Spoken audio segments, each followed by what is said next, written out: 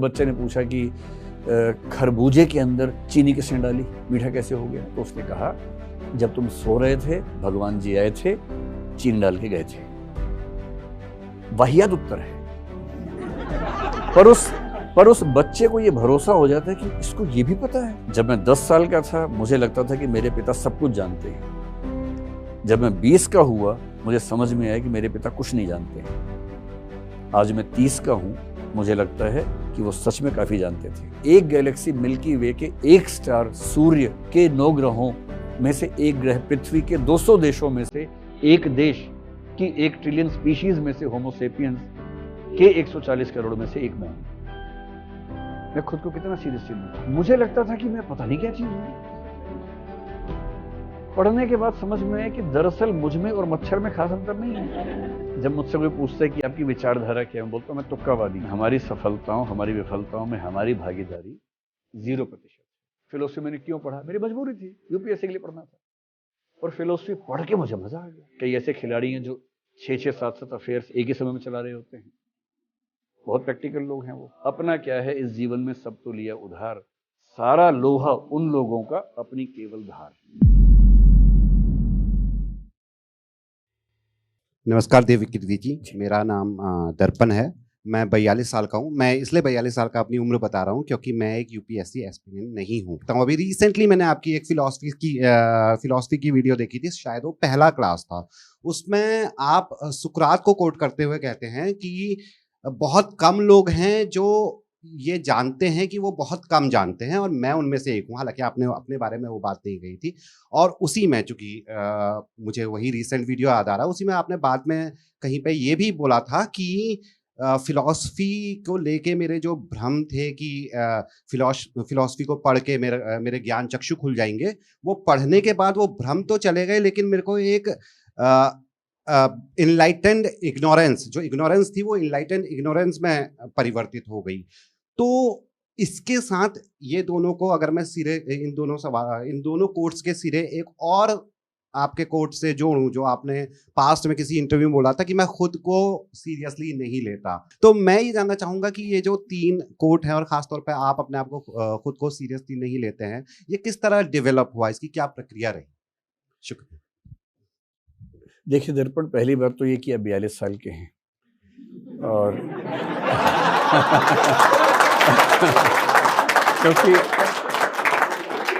क्योंकि आपने खुद ये बात बहुत जोर शोर से बताई, मैं इसलिए कह रहा हूँ। और मैं तो 49 साल का हूँ, आपसे भी 7 साल बड़ा हूँ। लेकिन मेरा मानना है कि इसको लेके बहुत सीरियस नहीं रहना है।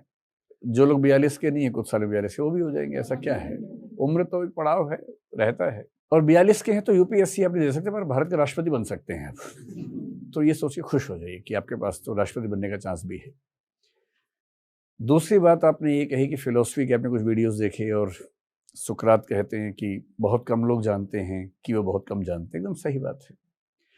दर्शन पढ़ने से पहले मुझे लगता था कि सारे प्रश्नों के उत्तर मिलेंगे, और जो मिला वो ये कि किसी प्रश्न का उत्तर मिल ही नहीं सकता।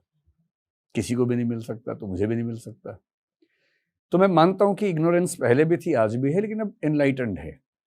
अब मुझे कोई किसी दार्शनिक का नाम बोल के डरा नहीं सकता, क्योंकि मैंने शायद उसको पढ़ा है, नहीं तो पढ़ सकता हूं। ये फायदा होता है फिलोसफी का। और आपका जो मूल प्रश्न है कि मैंने कहीं कहा कि मैं खुद को बहुत सीरियसली नहीं लेता, ये बात ठीक है। और मेरा ख्याल है कि फिलोसफी पढ़ने के बाद वैसे भी किसी को खुद को बहुत सीरियसली लेना भी नहीं चाहिए। क्यों नहीं लेना चाहिए? क्योंकि आपने पढ़ाई कर ली है। पढ़ाई करने से पहले हम एक खास माइंडसेट में होते हैं, इसको ईगोसेंट्रिक अप्रोच कहते हैं लाइफ को लेकर। ये छोटे बच्चों पे शोभा देती है। 3 साल, 4 साल, 5 साल के बच्चे मनोविज्ञान की भाषा में बोलते हैं कि वो ईगोसेंट्रिक स्टेट ऑफ माइंड में है। इसका एक बड़ा सिंपल एग्जाम्पल आपको देकर समझाता हूँ। जब मैं 4वीं-5वीं क्लास में था, एक बार हमारे पड़ोस के घर के अंकल ने अपने घर से मुझे, दीवारें छोटी होती थी उस जमाने में छोटे शहर में, मुझे बोले कि बेटा कल का पेपर दे सकते हो? मैंने कहा हाँ अंकल। मुझे बड़ी खुशी हुई। तो कल मेरा जो पेपर हुआ था क्लास में, मैं क्वेश्चन पेपर लेके उनको दे आया। तो उन्होंने बताया कि बेटे मैं न्यूज़पेपर मांग रहा था। अब मुझे समझ में आता है कि ऐसा क्यों हुआ। क्योंकि छोटा बच्चा दुनिया के सेंटर में खुद को रखता है। ईगोसेंट्रिक होने का यही मतलब है कि दुनिया के केंद्र में मैं हूं। ये मुझसे कल का पेपर मांग रहे हैं, यानी इनको पता है कल मेरा टेस्ट हुआ है, पता होना ही चाहिए। ये भी नहीं पता तो फिर क्या जानते हैं। और मेरा क्वेश्चन पेपर मांगना चाह रहे हैं, यानी जीके बढ़ाना चाह रहे हैं अपनी, बढ़ानी चाहिए। तो मैंने वो पेपर दिया। मैं सोच भी नहीं पाया कि न्यूज़पेपर मांग रहे हैं। ये छोटे बच्चों का लक्षण है। और दुनिया के अधिकांश मनुष्य उम्र से बड़े होते हैं पर छोटे ही बच्चे रह जाते हैं। सिगमंड फ्रॉइड ने एक बड़ी गहरी बात कही थी कि जब बच्चा पैदा होता है वो देखता है कि घर में उसका पिता बहुत ताकतवर है। ये क्रिश्चियनिटी के बारे में कह रहे हैं वो बेसिकली। जब भी बच्चे के मन में कोई सवाल आता है वो पूछता है अपने घर में किसी से, किसी को नहीं पता तो सब लोग घर के मुखिया को देखते हैं कि वो जवाब देगा। और वो आमतौर पर जवाब दे भी देता है, बेशक झूठे जवाब दे पर दे देता है। जैसे बच्चे ने पूछा कि खरबूजे के अंदर चीनी किसने डाली, मीठा कैसे हो गया। अब बाप को नहीं पता बायोलॉजिकल प्रोसेस कैसे कैसे होता है कोशिकाओं में, तो उसने कहा जब तुम सो रहे थे भगवान जी आए थे, चीनी डाल के गए थे। वाहियात उत्तर है, पर उस बच्चे को ये भरोसा हो जाता है कि इसको ये भी पता है। जब मैं सो रहा था ये जाग के देख रहा था कि भगवान जी चीनी डाल रहे हैं। तो बच्चे को धीरे धीरे लगता है कि भाई मेरा बाप जो है ना बड़ी गजब की चीज है, इसको हर सवाल का जवाब पता है। और ताकत तो ऐसी, कोई चू नहीं बोल पाता इसके सामने। घर में खूब डिबेट होगी, अंत में ये जो वाक्य बोल देगा फाइनल हो जाएगा। तो उसके मन में आता है कि मेरे घर के अंदर एक सत्ता है जो सर्वशक्तिमान है और सर्वज्ञ है, ओमनिपोटेंट, ओमनिशिएंट। फिर आगे चलकर उसको समझ में आने लगता है कि ये दुनिया रैंडम है और इस बात की गारंटी नहीं है कि भगवान ने बनाई हो। उसको आगे चलकर ये भी समझ में आने लगता है कि मेरे पिता सर्वज्ञ नहीं है, सर्वशक्तिमान नहीं है। हर घर में वैसे वैसे सर्वज्ञ घूम रहे हैं, तो मेरे पिता सर्वज्ञ नहीं है। इस झटके को वो झेल नहीं पाता और तब बड़ा बेचैन होता है। इसलिए आप देखेंगे जब लड़के लोग आमतौर पर जब 15 से 20 की उम्र में होते हैं अपने बाप के विद्रोही हो जाते हैं एकदम। और एक कहावत है, जब मैं 10 साल का था मुझे लगता था कि मेरे पिता सब कुछ जानते हैं। जब मैं 20 का हुआ मुझे समझ में आया कि मेरे पिता कुछ नहीं जानते हैं। आज मैं 30 का हूं, मुझे लगता है कि वो सच में काफी जानते थे। क्योंकि जब मैं 30 का होता हूं तो मेरा बच्चा 4 साल का होता है और वो मुझसे पूछता है खरबूजा मीठा कैसे हुआ। और तब मैं घूम फिर के वही कहानियां सुनानी शुरू करता हूं जिन कहानियों के विरोध में मैं विद्रोही हो गया था। तो जब समझ में आता है कि पिता उतने ज्ञाता नहीं है, तो फ्रॉइड ने कहा कि इसका मतलब है कि आपको अपनी जिंदगी अपने बलबूते जीनी है। इतना कॉन्फिडेंस सब में नहीं होता, और जब कॉन्फिडेंस नहीं होता तो वो एक और बाप की तलाश करते हैं। और क्रिश्चियनिटी में फादर का मतलब होता है ईश्वर। इसलिए यहूदी और इस्लाम धर्म की तुलना में तीसरा सेमेटिक धर्म क्रिश्चियनिटी ईश्वर को पिता कहता है, फादर कहता है। ओल्ड टेस्टामेंट में ईश्वर को फादर एक बार भी नहीं कहा गया है। न्यू टेस्टामेंट में 300 बार कहा गया है, क्योंकि न्यू टेस्टामेंट ईसा मसीह की टीचिंग से बना हुआ है और वो फादर कहते हैं। और फ्रॉइड ने कहा क्योंकि इंसान इस बात के लिए तैयार नहीं है कि वो बिना किसी गॉडफादर के, गॉडफादर है देखिए, बिना किसी गॉडफादर के खुद अपनी जिंदगी को झेल सके, इसलिए उसे ढूंढना पड़ता है एक ऐसा पिता। और उन कल्पनाओं से जो पिता बनता है उसकी छवि वैसी ही होती है जो घर के पिता की होती है, सर्वज्ञ, सर्वशक्तिमान, सर्वव्यापक। जब आप ये सब पढ़ते हैं तो आपको समझ में आने लगता है कि दरअसल आप सच में कुछ नहीं जानते थे और हम ईगोसेंट्रिक थे। बाद में समझ में आता है कि दुनिया बहुत बड़ी है, ब्रह्मांड बहुत बड़ा है। और जिसको समझ में आ गया कि ब्रह्मांड बहुत बड़ा है, उसे किस बात का घमंड होगा, वो खुद को क्यों सीरियसली लेगा। कायदे की बात है कि मुझ में और धूल के एक कण में अंतर इतना कम है, पर वो देखने के लिए मेरी नजर नहीं चाहिए, इस पूरे ब्रह्मांड को समझने वाली नजर चाहिए। अभी खेल के देख लीजिए, मेरी क्या हैसियत है। अगर मैं अपनी, जो मेरी है वो आपकी भी वही है, सबकी वही है बेसिकली, है ना, सिर्फ मेरी नहीं, किसी की बात कर लें। हमारी क्या हैसियत है अगर ईमानदारी से सोचें।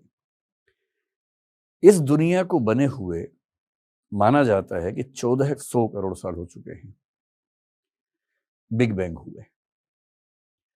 इस पृथ्वी को बने हुए लगभग 450 करोड़ साल हो चुके हैं।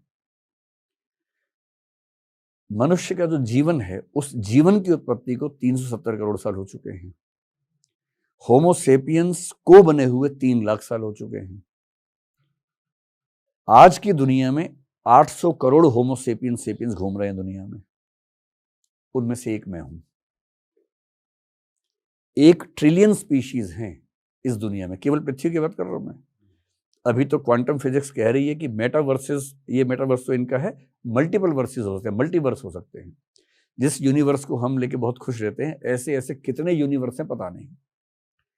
एक यूनिवर्स में कितनी गैलेक्सीज हैं पता नहीं। एक गैलेक्सी में कितने स्टार हैं पता नहीं। उसमें से एक गैलेक्सी मिल्की वे के एक स्टार, सूर्य के 9 ग्रहों में से एक ग्रह, पृथ्वी के 200 देशों में से एक देश की 1 ट्रिलियन स्पीशीज में से होमो सेपियंस के 140 करोड़ में से एक मैं हूं। मैं खुद को कितना सीरियसली लूं?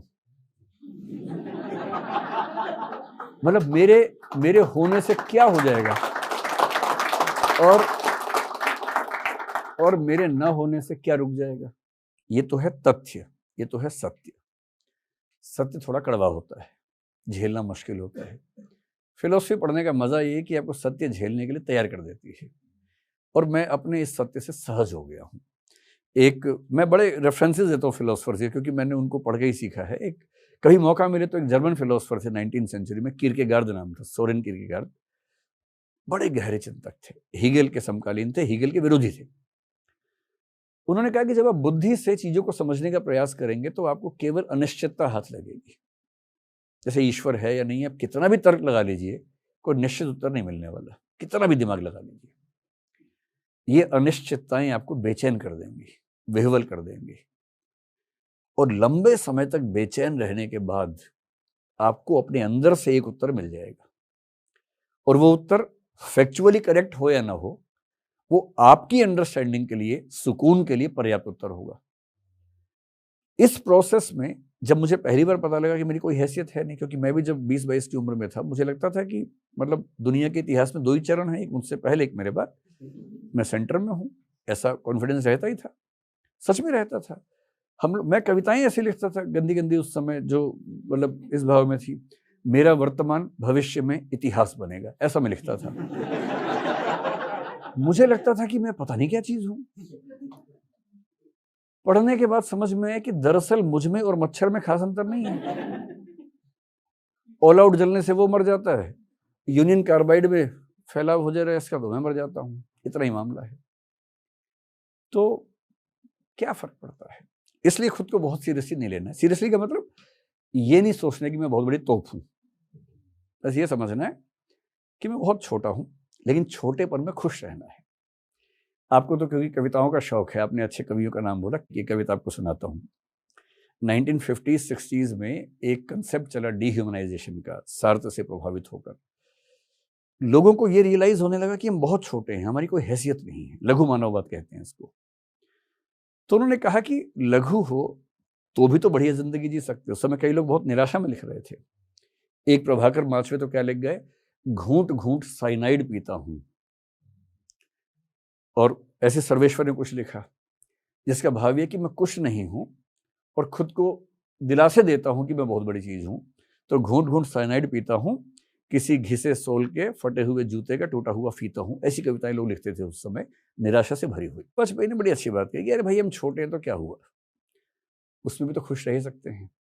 और तब उन्होंने लिखा, हम छोटे लोग चाहे अनदेखे अनचीन्हे बीत जाएं, कोई तो देखेगा हमारी मुट्ठियों में गुलमोहर के फूल थे, कोई तो चिन्हेगा हमारे होठों पर कविताएं थी।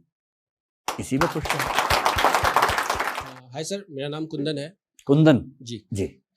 मेरा सवाल ये, मैंने एक्चुअली आपका एक इंटरव्यू देखा था, उसमें आपने कहा कि आपकी सफलता के पीछे तुक्के हैं।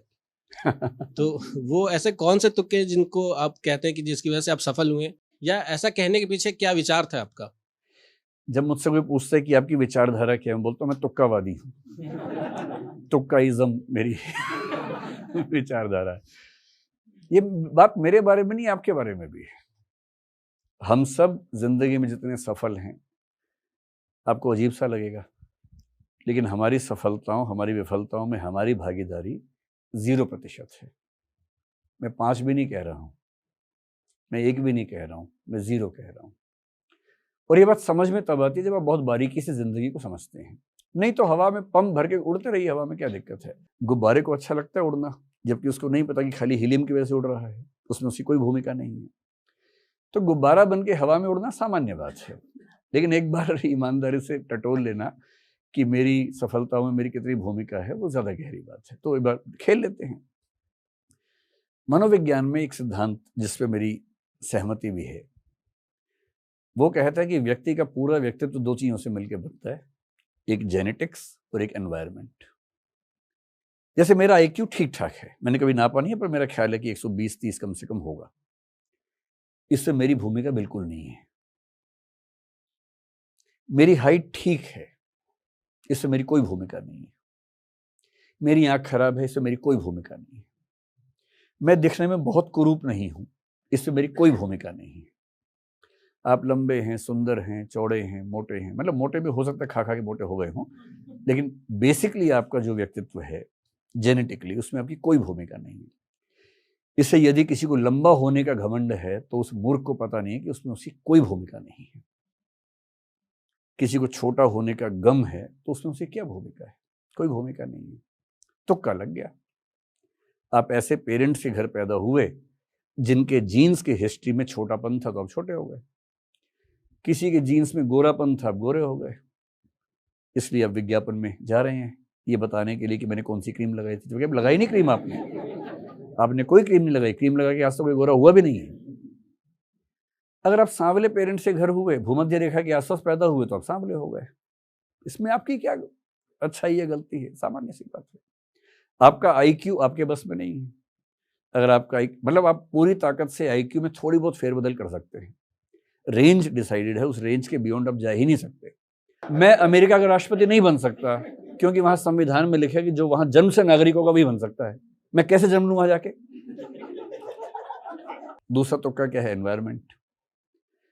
आप जिस घर में पैदा हुए, उस घर में आपके माता पिता की पढ़ाई लिखाई का स्तर क्या था, उनकी समझदारी का स्तर क्या था, आपको पड़ोस कैसा मिला, रिश्तेदार कैसे मिले, स्कूल कैसा मिला, कॉलेज कैसा मिला, टीचर्स कैसे मिले, ये सब मिलके आपका व्यक्तित्व डिफाइन करते हैं। और इनमें से एक भी चीज आप तय नहीं करते। तो आप या मैं क्या हैं? तुक्के से एक घर में एक जेनेटिक स्ट्रक्चर लेके पैदा हुए, दूसरे तुक्के से कुछ भाई बहन, कुछ रिश्तेदार, कुछ माँ बाप, कुछ स्कूल टीचर, कुछ कॉलेज टीचर, कुछ और लोग जिंदगी में आए, कुछ एक्सपोजर मिल गया। कोई बच्चा पैदा हुआ दिल्ली में, कोई पैदा हुआ बिहार या उड़ीसा के बहुत पिछड़े हुए गांव में।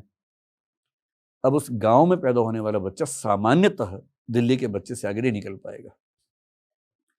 आप हुए उच्च जाति, उच्च कुल में, कोई हुआ दलित समाज में, ऊपर से महिला के रूप में हुआ, उसे जिंदगी में परिस्थितियां ही नहीं मिली। आपका सपना है कि मैं देश का प्रधानमंत्री बनना चाहता हूं, उसका सपना है कि गांव में जितना गोबर बिखरा है सारा मेरा हो जाए, क्योंकि पहले मैंने देख लिया है, मेरा है गोबर सारा का सारा। सपनों में कितना अंतर है। इलॉन मस्क इतना सफल आदमी है, मैं कल्पना करता हूं अगर वो बुरुंडी में पैदा होता तो बन के दिखा देता, बन के दिखा दे भाई। अगर इतना ही आपका व्यक्तित्व महान है तो बन के दिखा दीजिए। इलॉन मस्क अमेरिका में ही पैदा हो सकता है। पैदा हर जगह होते हैं, पर बनता वही है जो अमेरिका में होता है, क्योंकि वहाँ की इकोनॉमी ऑप्शंस देती है, वहाँ नॉलेज इकोनॉमी है, वहाँ हर चीज़ आपको मिलती है। स्टार्टअप करने के लिए पूंजी आराम से मिलती है, सरकार की तरफ से कोई दबाव नहीं होता। लिबरलिज्म, लिबर्टेरियनिज्म जिस लेवल पर पूंजीवाद को सपोर्ट करता है, वो विचारधारा दुनिया में कहीं नहीं मिलती है। ऐसा क्यों है कि दुनिया के सबसे बड़े 10 स्टार्टअप में से कम 7 अमेरिका में ही दिखते हैं हमें? इसलिए नहीं है कि अमेरिका के लोग बहुत स्मार्ट होते हैं, ये इसलिए है कि उनका एनवायरनमेंट ऐसा है कि वो सफल हो जाते हैं। क्यों भारत से हमें पिछले कुछ सालों से देखें तो ज्ञान की दुनिया में बहुत बड़े प्रकांड काम हम नहीं कर पा रहे हैं? दिमाग थोड़ा ना कम है, वैसा सेटअप नहीं है, स्ट्रक्चर्स नहीं है, वैसा माहौल नहीं बन पा रहा है। और इस पूरे मामले में आप किसी की जिंदगी की व्याख्या कर लीजिए। अगर आप मुझसे पूछें, मैं आज जो आपको दिख रहा हूं कैसे बना, मेरा तुक्का लग गया कि मेरे पेरेंट्स हिंदी भाषा के अध्यापक थे दोनों, इसलिए मेरी हिंदी अच्छी हो गई। मेरा तुक्का था कि मेरी माँ उसी स्कूल में टीचर थी जहां मैं स्टूडेंट था, और मेरे दोनों पेरेंट्स ने जिद कर करके मुझे मंच पे उतार दिया 3री क्लास में डिबेट बोलने के लिए, कविताएं बोलने के लिए। मेरा मन नहीं करता था, डांट खाता था, मंच पे जाता था। लेकिन 2-4 साल होते होते मैं मंच के लिए इतना सहज हो गया। मैंने स्कूल और कॉलेज में मिलाकर लगभग 1000 डिबेट्स में पार्टिसिपेट किया है, शायद 800-900 जीती भी होंगी उनमें से। इतना अनुभव मुझे उसका मिला। क्यों मिला? मेरे दोस्तों को तो नहीं मिला, मेरे स्कूल के किसी बच्चे को नहीं मिला, मुझे मिला क्योंकि मुझे पेरेंट्स ऐसे मिले। उनका जेनेटिक स्ट्रक्चर ऐसा था कि मेरा IQ भी ठीक हो गया, मेरी भाषा ठीक हो गई। मेरे पिताजी की इच्छा थी कि मेरा बच्चा दिल्ली जाके पढ़े, मुझे सुविधाएं मिली, मेरे दोस्तों को नहीं मिली। वो छोटे शहर में रह गए, मैं दिल्ली आ गया। मुझे दिल्ली विश्वविद्यालय का माहौल मिला। उस माहौल में मैंने बहुत कुछ सीखा, क्योंकि विश्वविद्यालय अच्छा कैसे बनता है? विद्यार्थियों से बनता है। मुझे ऐसे विद्यार्थी मिले। फिर उस माहौल ने मुझे सिखाया कि UPSC देना चाहिए एग्जाम। तब तो मेरा पढ़ने में शौक नहीं था। मैंने UPSC के लिए पहली बार, क्योंकि ऑप्शन लेना पड़ता है, सोशियोलॉजी लिया। उस विषय को पढ़ के मुझे लगा कि पढ़ाई की दुनिया इतनी सुंदर है। संयोग से सोशियोलॉजी में नंबर नहीं आए, तुक्का ऐसा हुआ, तो मैंने विषय बदला, एंथ्रोपोलॉजी लिया कुछ महीने के लिए। फिर लगा कि हिंदी में नहीं संभल पाएगा, वो छोड़ के फिलोसफी लिया। फिलोसफी मैंने क्यों पढ़ा? मेरी मजबूरी थी, UPSC के लिए पढ़ना था। और फिलोसफी पढ़ के मुझे मजा आ गया, लिटरेचर पढ़ के मजा आया। बाद में जनरल स्टडीज में संविधान पढ़ा। फिर UPSC में मैं टीचर बना, सिलेबस चेंज हुआ, मैंने एथिक्स पढ़ा, साइकोलॉजी पढ़ा, पॉलिटिकल साइंस पढ़ा। और ये सब क्यों पढ़ा? क्योंकि तुक्के से ऐसी स्थितियां बनती गई कि मुझे पढ़ना पड़ा। और ये सब पढ़ते पढ़ते मैंने पाया कि मुझे चीजें समझ में आने लग गई हैं। और जब चीजें समझ में आने लग गई तो कोविड आ गया। कोविड आ गया तो मुझे यूट्यूब पे आना पड़ा। यूट्यूब पे आया तो लाखों करोड़ों लोग उसको देखने लग गए, जो मुझे उम्मीद नहीं थी। देखने लग गए तो पहचानने लग गए। उन्होंने पहचाना तो अपने यहाँ बुला लिया। तो मेरा यहाँ होना भी तुक्का ही है। तो इस रूप में देखें तो हमारी जिंदगी में, हमारी अचीवमेंट्स में हमारी भूमिका अंततः 0% है। इस बात को जितना जल्दी समझ लें उतना अच्छा है, वरना हवा में उड़ने से कोई फायदा है नहीं। लेकिन इससे निराश नहीं होना है। कबीरदास के स्तर पे जाके सोचना है, मेरा मुझ में कुछ नहीं, जो कुछ है सो तोर। वो ईश्वर से कह रहे हैं, तेरा तुझको सौंपते क्या लागत है मोर। सब ईश्वर का है, मेरा कुछ नहीं है। आधुनिक कवि की भाषा में आपको शायद अच्छा लगे कविता की बात सुनने में, अरुण कमल एक कवि हुए हैं, कितनी गहरी बात कह गए हैं। अपना क्या है इस जीवन में, सब तो लिया उधार। अपना क्या है इस जीवन में, सब तो लिया उधार। सारा लोहा उन लोगों का, अपनी केवल धार। केवल धार मेरी है, लोहा सारा समाज का है। सब कुछ समाज से मिलता है। और इसीलिए महात्मा गांधी हो, कार्ल मार्क्स हो, कॉडवेल हो, ये सब कहते हैं कि व्यक्ति का व्यक्तित्व पूरी तरह से समाज का एक बाई प्रोडक्ट है, उसमें उसकी कोई भागीदारी नहीं है। व्यक्तिवादी लोग नहीं मानते, जैसे रसेल नहीं मानते हैं, लेकिन एक बहुत फेमस डिबेट है रसेल और कॉडवेल की डिबेट कहते हैं उसको पॉलिटिकल फिलोसफी में। कॉडवेल ने साबित किया रसेल को, बर्ट्रैंड रसेल को, कि रसेल, अगर तुम किसी कारपेंटर के बेटे होते तो हम मैथमेटिशियन रसेल को ना जानते, हम एक महान कारपेंटर रसेल को जानते हैं, क्योंकि तुम्हारा मैथमेटिशियन होना भी तुम्हारी परिस्थितियों से पैदा हुआ है, ना कि तुम्हारे व्यक्तित्व से हुआ है। और ये बात सही भी है, इसको कैसे खारिज कर सकते हैं। इसलिए निराश हो, विफल हो तो ज़्यादा परेशान मत होइए, इसमें आपकी भूमिका बहुत कम है। सफल हैं तो ज़्यादा उछलिए मत, दूसरों को नीचा मत दिखाइए कम से कम, क्योंकि जिसको आप नीचा दिखा रहे हैं उसकी परिस्थितियाँ आपसे खराब थी, इतनी सी बात है। शादी ब्याह में जब कोई वेटर मिले उससे गंदे से बात मत कीजिए, क्योंकि चांस की बात है कि आप यहाँ हैं वो वहाँ है। हो सकता था कि आप वहाँ होते, वो यहाँ होता, सिर्फ चांस की बात है। इसी को फिलोसफी में नियतिवाद कह देते हैं, डिटर्मिनिज्म कहते हैं। मैं उसके समर्थन में बात नहीं कर रहा हूँ, लेकिन मैं सिर्फ इतना कह रहा हूँ कि घमंड से बचना चाहिए। कोई वजह नहीं है कि हम घमंड करें या कर सके। जी नमस्ते सर, मेरा नाम शिवांगी है। पर अपने सवाल पर सीधा जाने के पहले मेरी कुछ व्यक्तिगत भावनाएं हैं जो हम यहाँ पर व्यक्त करना चाहते हैं। पहली बात तो जोश टॉक्स के उस आइकॉनिक मंच पर आपको देखकर एक बॉलीवुड का गाना याद आ रहा है कि आप आ गए हैं, नूर आ गया है। क्या बात है।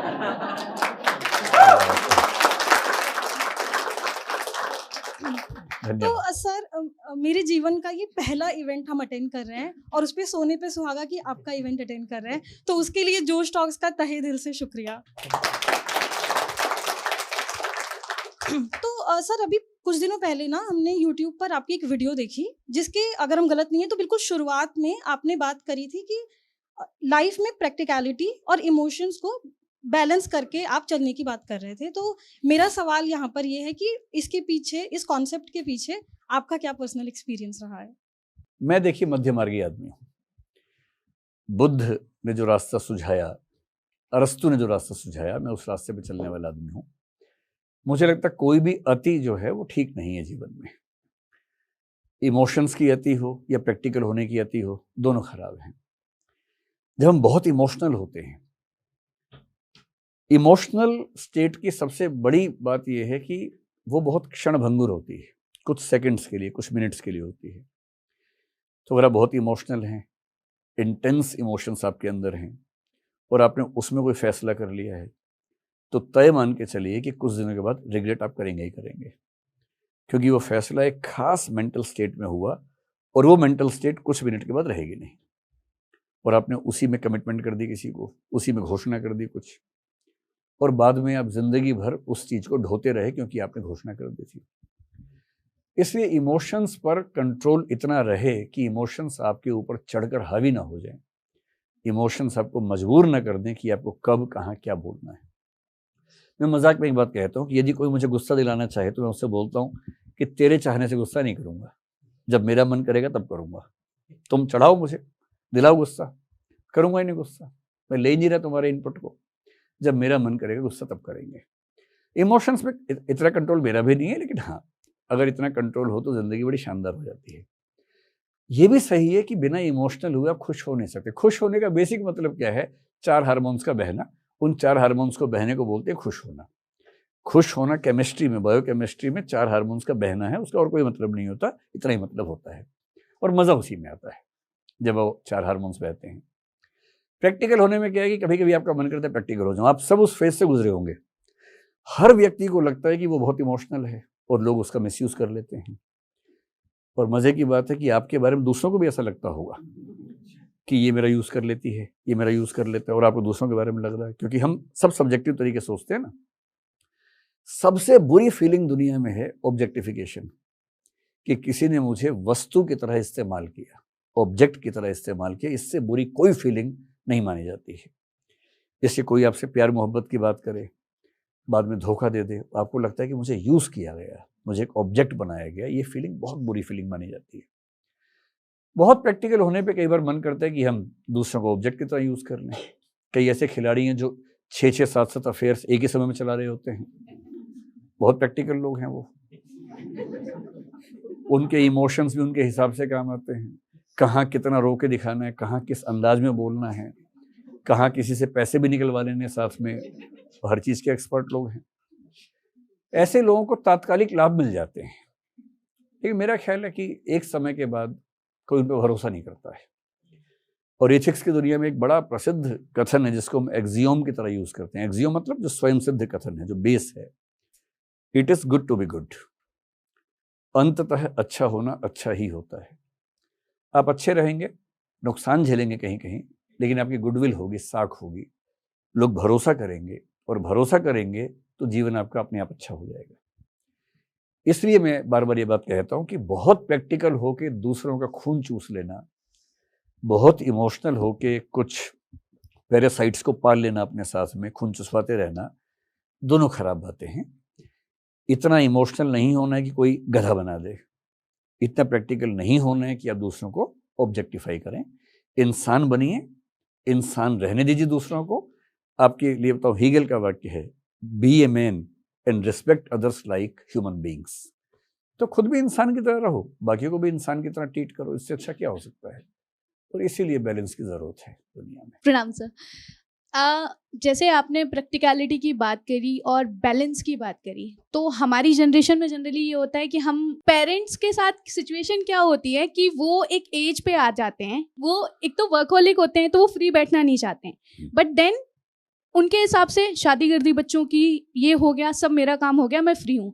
जब मैं उनसे बोलती हूँ कि मेरे हिसाब से आपको लाइफ में और कुछ एक्सपीरियंस करना चाहिए जो अभी तक आपने नहीं किया है, हमारे पालन पोषण में आपने अपना टाइम स्पेंड किया है, मुझसे पूछते हैं क्या करें, तुम्हारी तरह बैग उठा के घूमने चले जाएं? तो आपके हिसाब से क्या सोल्यूशन होगा कि मैं एज अ डॉटर या कोई भी बच्चा मेरी एज का उनको ये सजेस्ट कर सके कि वो अपनी ज़िंदगी को ये ना सोचें कि बस मैं 60 साल का हो गया तो हो गया।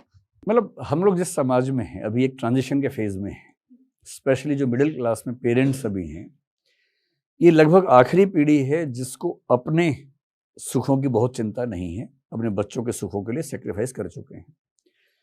क्योंकि आप में से अधिकांश के पेरेंट्स वो हैं जिन्होंने बहुत स्ट्रगल करके आपको पढ़ाया है, बहुत पैसा बचा नहीं पाए हैं, और अगर थोड़ा बचा भी लिए तो खर्च करने का साहस उनके अंदर नहीं है।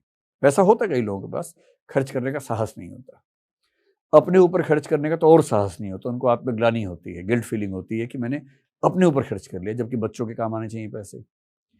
मेरे ख्याल से ये आखिरी पीढ़ी उस तरह की है मध्य वर्ग में, क्योंकि आपकी पीढ़ी जब पेरेंट बनेगी तो आप उतने परमार्थी टाइप के पेरेंट्स नहीं बनेंगे शायद, क्योंकि इसमें आपकी गलती नहीं है, समाज के ट्रांजिशन की गलती है, गलती भी नहीं है, नेचर है। इंडिविजुअलिज्म हमारे समाज में पहली बार ठीक से उभरना शुरू हुआ है मध्य वर्ग में। आज की जो नई पीढ़ी है, आप लोग हैं, आप लोग बुरे नहीं हैं, आप लोग इस नए समाज के प्रतिनिधि लोग हैं। आपको अपनी ज़िंदगी बिना कंप्रोमाइज़ के जीने की हैबिट काफ़ी हद तक है, पेरेंट्स की तुलना में ज़्यादा है। वो ड्रेसिंग सेंस से लेकर ज़िंदगी के फैसलों में हर जगह दिखती है। लड़कियों का अपने घर में आज़ादी मांगना अपने भाई के बराबर इसमें भी दिखता है। ये कहना कि मैं शादी नहीं करूँगी या नहीं करूँगा, और काफ़ी दूर तक इस बात को निभा पाना, ये कहते तो हर पीढ़ी है, लेकिन पिछली पीढ़ी बोलती थी 12 साल में कि शादी नहीं करेंगे, 18 में शादी हो जाती थी। आपकी पीढ़ी 18 में कहती शादी नहीं करेंगे, 30 में हो जाती है शादी, लेकिन 30 साल तक विवाह नहीं करेंगे। और आपकी पीढ़ी में क्योंकि विवाह बहुत लेट हो रहे हैं, एक्सपोजर बहुत ज़्यादा है, बड़े शहरों में आप रहते हैं, दोस्ती का एक्सपोजर बहुत ज़्यादा है, तो स्वाभाविक सी बात है कि वो सामाजिक ढांचा चल नहीं पाता जो आपके पेरेंट्स के समय में चलता था। इसलिए इश्क भी होता है, ब्रेकअप भी होता है, सामान्य बातें हो गई हैं। ये बड़े शहरों के युवाओं के बीच में सामान्य बातें हैं। विवाह की बहुत ज़रूरत भी आपकी पीढ़ी फील नहीं करती है, क्योंकि आपको लगता है कि क्यों किसी एक व्यक्ति को ज़िंदगी भर ढोएं, क्यों अपनी आज़ादी कम करें। आपको बेसिकली रूममेट की ज़रूरत है, ना कि पति या पत्नी की ज़रूरत है, और इसलिए आपको लगता है कि मैं क्यों अपनी आज़ादी से कंप्रोमाइज़ करूं। लिबरलिज्म ये पूरा विचार है, और लिबरलिज्म में इंडिविजुअल लिबर्टी का विचार सबसे केंद्र में रहता है। इसलिए आज की पीढ़ी को लगता है कि लिबर्टी का कंप्रोमाइज़ कभी नहीं करेंगे, और विवाह, परिवार लिबर्टी के बहुत गंभीर कंप्रोमाइज़ से बनने वाली संरचनाएं हैं। आपके पेरेंट्स ये बात चाह के भी नहीं समझ पाएंगे, लेकिन ये भी है कि अगर एक बार उनको टेस्ट लग गया तो उसकी वैल्यू समझ जाएंगे। आप उनसे कोशिश करके एक आध बार बाहर घुमाइए। एक फिल्म आई थी क्वीन नाम की कुछ साल पहले, वो एक बड़ी लिबरेटिंग फिल्म महिलाओं के लिए मानी जाती है। एक लड़की है, उसकी शादी होने वाली है, शायद टूट गई है, मुझे एग्जैक्टली कहानी ध्यान नहीं है, कुछ ध्यान है। फिर वो किसी वजह से विदेश यात्रा पर चली जाती है, और उसको समझ में आता है कि लिबरेशन क्या होता है। अब हमारे समाज में जो बड़ी उम्र के लोग हैं, उनकी इच्छाओं का सम्मान करने की परंपरा नहीं है। उनकी भी तो इच्छाएं हो सकती हैं, सामान्य इच्छाएं हो सकती हैं। Life in A metro film में एक सीन है जिसमें दो बूढ़े व्यक्ति एक दूसरे को प्रेम करते हैं। एक सीन दिखाया है, डर के मारे कि ज़्यादा क्रिटिसिज्म ना हो जाए समाज का, तो उन्होंने अवॉइड किया उस चीज़ को, लेकिन हल्का सा दिखा दिया। अभी पिछले सप्ताह एक फिल्म आई है, थाई मसाज नाम की फिल्म आई है। फिल्म के नाम पे मत जाइए, फिल्म बहुत ही शानदार फिल्म है। उस फिल्म के जो हीरो हैं मेरे बड़े अच्छे दोस्त हैं, उन्होंने मुझे खुद फ़ोन करके कहा कि ये फिल्म आप देखिए, बताइए कैसी है। मैं भी उनको बता नहीं पाया हूँ, आज बताऊंगा। मैंने कल ही वो फिल्म देखी। फिल्म में जो है वो सो है, वो तो आप देखेंगे, लेकिन एक जो मूल बात है वो ये है कि बड़ी उम्र का व्यक्ति जिसकी पत्नी की मृत्यु हो चुकी है, उसकी पत्नी 22 साल तक एक बीमार अवस्था में रही, उसको लकवा मार गया था, पैरालिसिस हो गया था। उस व्यक्ति की उम्र 60-70 के आसपास हो गई है। उस व्यक्ति के जीवन में सब कुछ है, प्रेम है ही नहीं। 23 साल से उसको प्रेम हासिल नहीं हुआ है, और उसके दोस्त सारे उस मुद्रा में आ चुके हैं कि चलो अब जागरण करेंगे, रात को ढोल बजाएंगे, और चलो बुलावा आया है उस पर कर लेते हैं। बुलावा आने ही वाला उनको लग रहा है, और ये कह रहे हैं कि नहीं, मैं सामान्य जीवन जीने की इच्छा रखता हूं, तो उसमें क्या बुरी बात है। एक वृद्ध व्यक्ति अपना सामान्य जीवन जीने की इच्छा रखते हुए कैसे एक बहुत लंबी स्ट्रगल करता है, कुछ लोगों के सहयोग से एक जगह जाता है, वहां उसे ऐसा प्रेम उपलब्ध होता है जिसमें इमोशंस नहीं है, और वो खुद को सहज महसूस नहीं करता, मना कर देता है, और बाद में उसको इमोशंस के साथ एक प्रेम का प्रसंग नसीब हुआ। और पूरी फिल्म का मूल विषय ये है कि क्या इस व्यक्ति को गिल्ट फीलिंग होनी चाहिए, या हमारे समाज को इन व्यक्तियों के लिए इतना सहज होना चाहिए कि उनकी इच्छाएं भी पवित्र और जायज़ हो सकती हैं।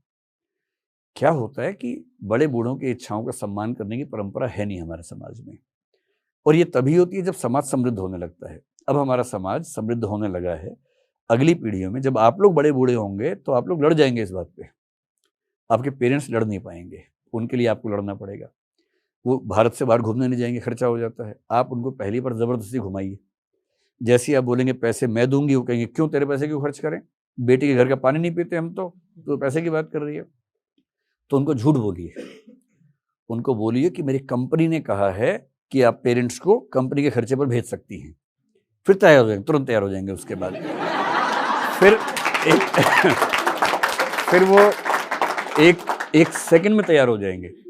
और एक बार उनको थोड़ा यूरोप घुमा दीजिए या दुबई घुमा दीजिए, 3-4 दिन घूमेंगे तो उनको ये लगेगा कि दुनिया ऐसी भी है। और जब एक बार एहसास होगा, फिर वो 6 महीने बाद पूछे कि बेटा कंपनी का और कोई ऑफर नहीं आ रहा है? और कंपनी का तो पहले भी नहीं आया था। आप आज जो हैं उनकी वजह से हैं, तो जितना कमा रही है थोड़ा बचा बचा के घुमाइए उनको। क्योंकि जिस दिन वो चले जाएंगे ना, उस दिन बड़ा दुख होगा कि उनके लिए काश मैं ये कर पाती। तो जो सोच सकती हैं अभी कर दीजिए, बाद में आप पैसा लेके बैठी रहेंगी, मौका नहीं मिलेगा। इसलिए जब तक मौका है, पेरेंट्स को जितना सम्मान दे सकती हैं, सुख दे सकती हैं, दीजिए। और उनको ज़्यादा धार्मिक होने से रोकिए, उनको व्यावहारिक बनाइए, दुनिया घुमाइए और एंजॉय करें। और यदि वो बहुत पुराने कपड़े पहनने लगे, जीन्स विन्स पहनाइए उनको और घुमाइए थोड़ा। ये उनको रियलाइज करवाइए कि जीवन खत्म नहीं हुआ है। 60 का होना जीवन खत्म। मैं अमेरिका आज तक एक बार गया था 10 साल पहले। मैं एक दृश्य आपको बताता हूँ, वो बड़ा इंटरेस्टिंग लगेगा। मैं जहाँ था ह्यूस्टन में, मेरे बड़े भैया रहते हैं, उनके घर पे था। तो वो बोले कि मैं तुझे थोड़ा घुमा के लाता हूँ। तो तय हुआ कि लुइसियाना हम जाएंगे, जो उसके पड़ोस में एक प्रांत है। तो मैंने कहा कैसे जाएंगे? तो बोले सुबह सुबह बस चलती है यहाँ से, उस बस में चलेंगे, वहाँ कैसीनो होते हैं, तो कैसीनो देख के आएंगे। मुझे कैसीनो का नाम सुना था, कैसा होता है पता नहीं था उस समय तक। तो मैंने ठीक है देखते हैं, कम से कम एक्सपीरियंस तो होगा। तो सुबह सुबह में एक बस में गए। वो बस चलती है ह्यूस्टन से, टेक्सास से, सीधे कैसीनो के लिए ही चलती है। चलेगी, कैसीनो पे रुकेगी, सुबह मान लीजिए 10 बजे छोड़ देगी, फिर रात को 8 बजे फिर वहां से चलेगी, सब वापस आ जाएंगे। उस बस को चलाने वाली एक महिला थी, अश्वेत महिला थी। कंडक्टर भी एक अश्वेत महिला थी। मैं तो इसी में गदगद हो गया कि यहाँ पर ऐसा भी होता है। हमारे यहाँ तो बस चलाने वालों से बात करते घबराहट होती है, तो वहाँ अलग मामला था ना। मुझे बड़ी खुशी हुई कि उस पूरे बस के ऑपरेशंस में कोई पुरुष था ही नहीं, 2 थे, दोनों महिलाएं थी, और बड़ा कॉन्फिडेंस उनके अंदर दिखा मुझे। और उससे बड़ी बात क्या थी, उस बस में जितने लोग बैठे हुए थे वो सब जुआ खेलने वाले लोग थे। दर्शक तो मेरे जैसे 1 आध लोग रहे होंगे, बाकी तो जो अभ्यस्त लोग थे। उस बस की औसत उम्र अगर निकालें, वो कम से कम 80 साल थी। सारे लोग 80, 82, 85 चल नहीं पा रहे हैं, लेकिन जुआ खेलने जा रहे हैं। क्योंकि वो अकेले हैं, बच्चे सेटल्ड हैं, अकेले रहते हैं। वो रोज वहां जाते हैं, दिन भर वहां खेलते हैं, आपस में छोटा छोटा खेलते हैं, थोड़ा हार गए, थोड़ा जीत गए, मन खुश रहता है। शाम को सब लोग वहां पर बैठ के खाना वाना कर लेते हैं, पार्टी कर लेते हैं, वापस आते हैं, दिन बढ़िया गुजर जाता है। क्यों जरूरी है कि 60 के बाद आपको पूजा पाठ हवन ही करना है? जिंदगी जितनी दी है भगवान ने, उतनी तो एंजॉय कर लो, वरना भगवान भी कहेंगे कि यार 100 दे के भेजा, 60 में वापस आ गया, बाकी 40 बेकार कर दिए, है ना। तो अपने पेरेंट्स को समझाइए, ये सब ले जाइए जबरदस्ती एक बार कंपनी का नाम बोल के, और धीरे धीरे वो ठीक हो जाएंगे। और सबको ये करना चाहिए, ये मौका फिर नहीं मिलेगा बाद में। सर मेरे 2 क्वेश्चन हैं और हम आज के लास्ट 2 क्वेश्चन क्वेश्चंस हैं? हाँ, जी, 2 जी। क्वेश्चंस हैं। तो पहला क्वेश्चन मेरा ये है कि ऐसा कोई पल या इंसिडेंट जिसको आप खुद का पर्सनल फेलियर मानते हो, और उस इंसिडेंट को या फेलियर को आपने ओवरकम कैसे किया, वो है पहला क्वेश्चन। एंड जो सेकंड ये है कि आपने बोला कि अभी आपका 16 साल का बेटा है, तो अब वो खरबूजे वाली उम्र तो चली गई, बट फिर भी वो क्वेश्चंस पूछ रहा होगा इंटरेस्टिंग उसकी लाइफ के बारे में। तो एक लेसन जो आप अपने बेटे को आज देना चाहेंगे? वो लेकिन लेना नहीं चाहेगा। मैं दे भी दूंगा तो। तो पहला सवाल आपका ये है कि कोई एक ऐसा मोमेंट जब मेरा फेलियर हो। हाँ, अगर देखा जाए तो नियर हिस्ट्री में 2019 में ऐसा हुआ कि उस समय दृष्टि केवल मुखर्जी नगर में हम मैनेज करते थे। हम 6-7 टीचर्स की टीम थी मुझे मिला के, और हमारी टीम के 5 टीचर्स ने एक साथ दृष्टि छोड़ने का फैसला किया। क्यों किया मुझे आज तक नहीं पता, बहुत क्लियर बात हमारी हुई नहीं। 2-4 बार हुई तो बहुत क्लियर आंसर्स मिले नहीं। मेरा ख्याल है कि उनके मन में ये भी रहा हो कि हम अपना उद्यम करके देखें, जो कि सामान्य बात है, किसी का मन कर ही सकता है। मुझे लगता है कि अगर मैं थोड़ा सा और पहले सक्रिय होकर संवाद कायम करता तो शायद वो नौबत ना आती। हालांकि वो हुआ, एक बार हमें लगा कि हम क्राइसिस में हैं। फिर मैनेज, दुनिया में क्या मैनेज नहीं होता है। और इंटरेस्टिंग बात है कि उस समय यदि हम x थे तो आज हम 5x हैं या 7x हैं, 8x हैं हम। और मेरा मानना है कि दुनिया में जब कठिन समय आए तो उसे एक अवसर मान के ट्रीट कीजिए, और आप पाएंगे कि वो कठिन चुनौती ना आती तो आप सफल हो ही ना पाते। इसीलिए दाग अच्छे हैं, थोड़े दाग लगे रहें तो बढ़िया है। मतलब मुझे लगता है कि उसके बाद से मैं थोड़ा सा ज़्यादा कोशिश करता हूं कि मेरी टीम के लोगों में कम्युनिकेशन ज़्यादा रहे, ताकि यदि कोई दिक्कत है तो पहले ही सॉल्व हो जाए, बहुत दूर तक बात ना जाए। ये शायद आपके लिए भी एक महत्वपूर्ण बात हो सकती है, क्योंकि आप भी एक बहुत बड़ी टीम को मैनेज करती हैं, रन करती हैं। और मेरा बेटा जो 16 साल का है, उसको क्या लेसन दें। मतलब वो मेरा दोस्त है काफ़ी अच्छा, हम लोग बढ़िया बातें करते रहते हैं। पढ़ाई का दबाव मैंने आज तक डाला ही नहीं उस पर। मैंने उससे इतना ही कहा कि बस हर साल एक क्लास पास करते रहो तो काफ़ी है, और उस पर वो खरा उतर रहा है आज तक। तो उसने अभी तक निराश किया नहीं इस मामले में। बहुत पढ़ाकू जैसे मैं नहीं था, वो भी नहीं है। जीन तो मेरे ही है, उसकी क्या गलती है उसमें, उसकी कोई खास गलती इस पर नहीं है। आजकल वो साइकोलॉजी, इकोनॉमिक्स और सोशियोलॉजी पढ़ रहा है और एंजॉय भी कर रहा है, मुझसे बात भी करता है। कॉन्फिडेंस उसमें अब ठीक ठाक आ गया है। अब वो अकेला बहुत दूर दूर तक ट्रैवल कर लेता है। मैं उससे एक बात कहता हूँ हर पेरेंट की तरह, भाई थोड़ा ज़्यादा पढ़ो, थोड़ा अच्छी किताबें पढ़ लो, थोड़ा कुछ स्विमिंग सीख लो, कोई स्पोर्ट में एक्टिव हो जाओ। वो स्पोर्ट सीखता है बार बार, जैसे अच्छे लेवल पे आता छोड़ देता है। टेबल टेनिस उसने खेला तो नेशनल से खेल लिया एक बार, फिर छोड़ दिया। पूल बड़ा अच्छा खेलता है, पर जैसे ही मैं कहता हूँ थोड़ा सीख लो, उसको नफरत होती है सीखने के नाम से ही। तो अगर आपकी बात वो सुन ले तो उसको कहिए कि हो सके तो ज़िंदगी में कोई एक चीज़ चुन के उस पर ठीक से काम करो, ताकि लगे तो सही कुछ किया है। और मेरी समझ है कि वो भी टाइम पे सीख ही जाएगा, ऐसा सिखाने में क्या है। मुझे ग्रेजुएशन के बाद पहली बार समझ में आया कि पढ़ना चाहिए। वो तो 11वीं क्लास में है, तो वो भी समझ जाएगा। लेकिन फिर भी अगर आपकी बात सुने तो आप कह सकती हैं कि भाई थोड़ा सा कोई एक फील्ड सोचो, बेशक खेल ही सोचो, बेशक पतंग उड़ाना ही सोचो, पर ठीक से पतंग उड़ाओ, उसी में काम कर लो। लेकिन कुछ ऐसा जो इंटरेस्ट के हिसाब से बढ़िया हो। और मेरी तरफ से या उसकी मम्मी की तरफ से ऐसा कोई दबाव है ही नहीं कि आपको ज़िंदगी में क्या करना है। कुछ भी करो, एक समझदार इंसान बन जाओ। और एक बात मैं हमेशा कहता हूँ, फेलियर हो ज़िंदगी में कोई बात नहीं, किसी को चीट मत करना, धोखा मत देना। थोड़ी कम सफलताएं चलेंगी, लेकिन बेईमानी से मिलने वाली सफलताएं अर्जित मत करना। हम उसके बिना ही खुश हैं, और जीवन में पर्याप्त चीज़ें अभी भी हैं, आगे भी रहेंगी। इस बात को वो जनरली मानता भी है। सर, आपकी लाइफ का ना सबसे प्राउड मोमेंट कौन सा है, जिसमें आप सबसे ज़्यादा प्राउड फील करते हो? ये जोश टॉक्स ने मुझे बुलाया तो इसी को मान लीजिए कि प्राउड मोमेंट है। इसी को मान लीजिए। मैं सोबित को बुलाना चाहता हूँ स्टेज पर, जो हमारे को फाउंडर हैं, और मैं चाहता हूँ कि इसकी वैल्यू क्या है, इसे हम अपने स्पीकर्स को क्यों पहनाते हैं, उसका एक बार रीज़न बताएं। और सर को ही पहना है। जोश टॉक्स का ना हमेशा से आई थिंक कहीं ना कहीं जो फंडामेंटल रीज़न शुरू करने का रहा था वो ये था कि हम सब में ना एक काबिलियत है कुछ करने की अपनी लाइफ में। मेरे जो कुल्लू के दोस्त हैं, क्या उन्होंने वो सब किया जो उनके अंदर की काबिलियत अलाउ करती थी? नहीं, क्योंकि उनकी, जैसे सर ने बोला, तुक्का था। वो शायद, मैं शायद तुक्के से एक ऐसी फैमिली में पैदा हो गया जहाँ पर मेरा लाइकलीहुड ऑफ सक्सेस बहुत ज़्यादा हायर था। तो जोश टॉक्स का यही प्रयास है कि क्या हम उस तुक्के की चांस की प्रोबेबिलिटी को कम कर सकते हैं और किस्मत से काबिलियत पे बात लेके आ सकते हैं।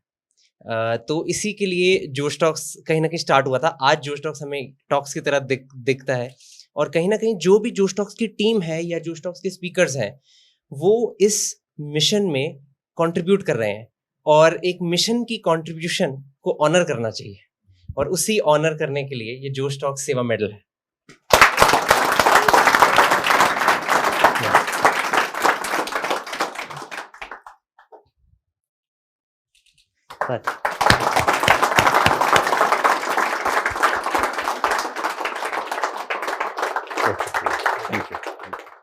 अब जोश टॉक्स का परिवार 20 मिलियन से ज़्यादा लोगों का है, अलग अलग सारी लैंग्वेज मिला के, तो 20 मिलियन लोगों के बिहाफ पे मैं आपको थैंक यू बोलता हूँ। Thank you so much.